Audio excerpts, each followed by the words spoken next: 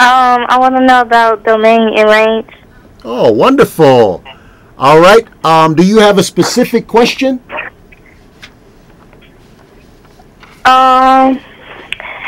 I just want you to explain a math problem to me.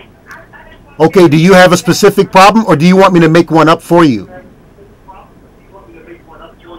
I want you to make up one for me. Okay, very good. Let's take a look, okay, caller? I want you to stay on the air and turn down your radio, or excuse me, turn down your television. I want you to talk to me through the telephone, okay? Okay. All right, let's take a look. Domain and range. The thing that you have to know, caller, is when you talk about the domain, you're talking about the legitimate x values that a function sees. Let's talk about, and then when you talk about the range, you're talking about the legitimate y values that a function sees. What I'm going to do is, we can't accept any more calls because I'm going to commit the rest of this evening to this caller because it does take some time to explain this. Are you still on the air with me, caller? Yes. All right, so let's take a look at this, okay? Domain and range. The thing that you have to remember, I need you to listen very close to me, okay? Okay. When you have a fraction, the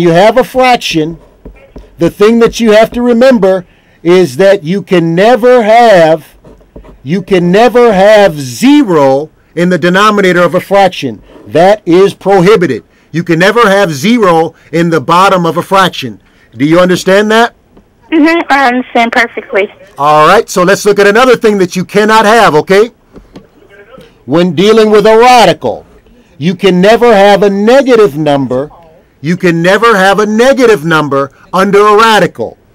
Okay, it produces something called an imaginary number. You can never have a negative number under a radical.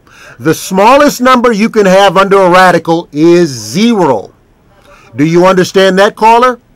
Yes. All right, let's take a look. Are you ready, young lady?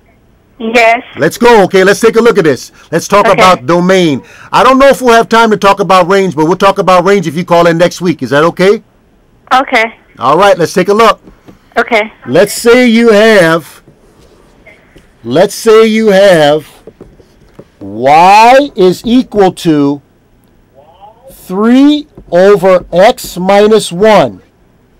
Now, caller, that is a fraction. Okay, that is a fraction. Now, can you tell me what we told you can never have with a fraction? What's true? What can you never have when you have a fraction? Do you remember what I said? You said you can never have a negative for a fraction. Look very closely. You can never have with a this is a radical, okay? Ignore this for right now. What can you never have with a fraction? A negative 3. No. You can. What I said was you can never have 0 in the bottom of a fraction. Okay. You can never have 0 in the bottom of a fraction. So the domain for this, the domain of this function is you can have any number in the world. You can put any number in the world for x except for the number that would give you 0 in the bottom of this fraction. Can you tell me the number that would give you 0 in the bottom of this fraction?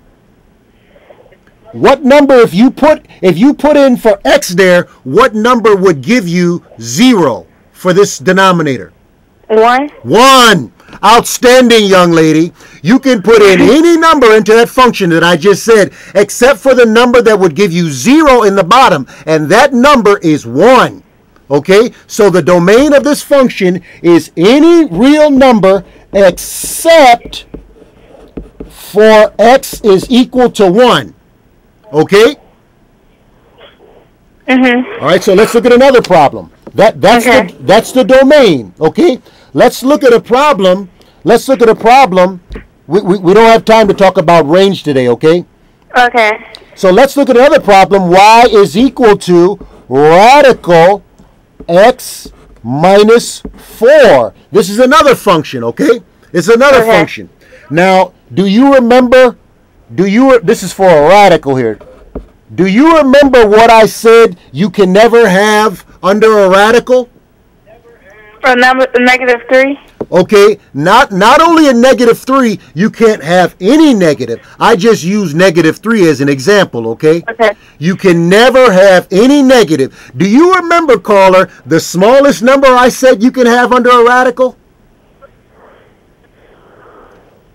Was 1? Okay, the smallest number you can have under a radical is 0. The smallest number you can have under a radical is 0. Okay? So Okay. let's keep that in mind as we look at the domain of this radical function. Okay. So the domain here is all real numbers. See, can you put a 4 in for x here? Yes. Yeah, but you can, caller, because 4 minus 4 is 0.